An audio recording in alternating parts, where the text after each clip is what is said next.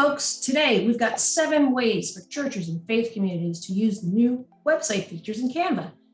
Wait, what, websites in Canva? Is that what you're thinking? It's not just a landing page anymore. It's not just one long page. It's some full-fledged, real cool website stuff. But before we get into that, I'm going to give you a few caveats. So I'm Michelle from Digivangelism. We are here every Tuesday at more or less 9 a.m. dropping some knowledge so you can share your message of hope, healing, and light with your community. So let's get into it. So you might have already heard the buzz about some fancy features in Canva that let you create websites at bargain bottom prices, meaning $0. And I bet you're ready to dive right in, right? But hey, slow your roll. I'm going to caution you on a few things here. First off, it's new. And as of this recording, it's still in beta, which means it's still being tested and possibly developed, which in turn means there may be some features that don't work completely. They're known as bugs. So we're not suggesting not to use it at all. Just be aware of the beta version. Next, you'll need some time to get used to the added functionality, and take that time to learn what it's all about and learn what's available so you can think and plan ahead on how you might use it. All right, so we know you're kind of chomping at the bit and you just want to dive right in, and that's fine, but at least do so with a low-risk project where you can work out all the kinks. So don't try anything complicated like integrations or forms right off the bat. Just take it slow. So being able to publish designs to a website has been a feature in Canva since version 2 released in 2018. We get it. As with the first release of anything, it was kind of limited, but full of potential. Version 3 comes along and it has greatly improved on those features. And now in this beta version of the web design tool, that potential is being realized. So here are 7 ideas for how your community can use websites in Canva. Number 1, a ministry page. Well, maybe there is a need for a short-term or even a long-term specialized ministry page. Maybe a public-facing website or page needs to be created quickly to offer some time-sensitive information. Whatever the case, if you know what needs to be on the page, then a Canva site is a very good candidate for you because you can whip it up quick. And if it's to be connected to your community, be sure to share your brand colors and fonts with the person developing it so it has a uniform look. If not, let them go rogue and have some fun. Next idea, cross-community collaboration. You've always been able to collaborate in Canva, and oftentimes around the holidays, several churches or food banks or organizations will gather for a common cause. And certainly the info can be on all websites of the individual communities involved, perhaps highlighting their contribution. But wouldn't it be cool for all those communities to come together and collaborate on one site or even one page that gives a common voice to the project or the cause? We think so. Third one, the church holiday season. Another holiday-oriented idea is to devote a Canva website to Advent or Lent, especially if you're having a series of services or activities that have a consistent theme. And this is actually one of our favorite ideas. So think about it. You can make an Advent site, a Lent site, look however you want it without being confined to the layout or style of your main website. How cool is that? There is power in flexibility. And the nimble nature of Canva website feature lends itself very well to these customized pages.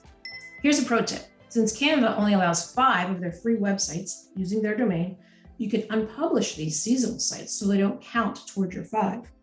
Fourth up, VBS, of course. You can make an entire site based on your VBS theme. With integrations of Typeform, Google, and Microsoft Forms, signups are made so much easier. So not only can families sign up for their kids, but volunteers can view and sign up for their tasks and shifts. So while this admin work is very helpful, the real magic is that these sites can tell the story of your VBS week. The recaps at the end of each day, you can record those, download them, and put them on this website. And even better, you can password protect this website. So only participants of VBS or authorized people that you give the password to can see what happened during VBS. Really cool. Fifth up, youth ministry. What a great activity for a youth group to be able to design and publish with your approval their own site. It would reflect exactly who they are and not be a synthesized version of them. It can be used for outreach to other youth and other youth ministries. Now, this could really be a great way to engage your youth. Sixth top tip, Special events. If you're having a special concert or celebration or anniversary of your church, or a wedding or a preschool graduation, you can create a fun and engaging site with any of the pre-made templates. And as a pro user, you have access to all of them, but limited if you're not on pro. So this site can be used as a landing page of sorts to have people sign up to indicate they will be attending, like an online invitation. And not only does this untether your announcements from social media, it gives you greater flexibility to directly distribute that URL where that page is. And remember, Canva Pro is free for nonprofits, so you really got to get on this. All right, number 7, your entire website presence. Why not? With the variety of templates and integrations available, plus the ability for multi-page navigation, plus the ability to use your own domain name, and the ability to link payment gateways, you can theoretically host your entire church community website on Canva. And for free if you don't have your own domain. There is a limit of 5 free websites, so be aware what other extra ones you will want or need. And remember, you can unpublish the seasonal ones. So if you use Canva's domain, you don't have to pay anybody anything. So with these most recent improvements, there was a smallish addition of what we'll loosely refer to as SEO. This consisted of being able to essentially put a keyword description of the site in a little box that would appear on Google searches. You probably see those all the time. So it's a step in the right direction. We think this feature has a ways to go, but we're glad to know that sites are at least now searchable via search engines. Very important. And honestly, all of this does sound really good to us and could fill a void, especially for smaller churches.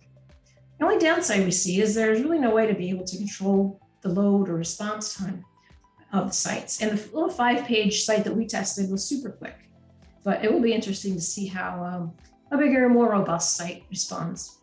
Knowing Canva, I'm sure they've got it taken care of. So kudos to Canva for a very impressive update. We're excited to see where this goes. So watch this space for more tips and trends. So let us know, what do you think? Have you tried it? Does Canva sound like a good deal to you? Or hey, just another thing I have to learn and manage? But remember, that's what we're here for. So we'll keep bringing the knowledge. You got to put it into action. Peace.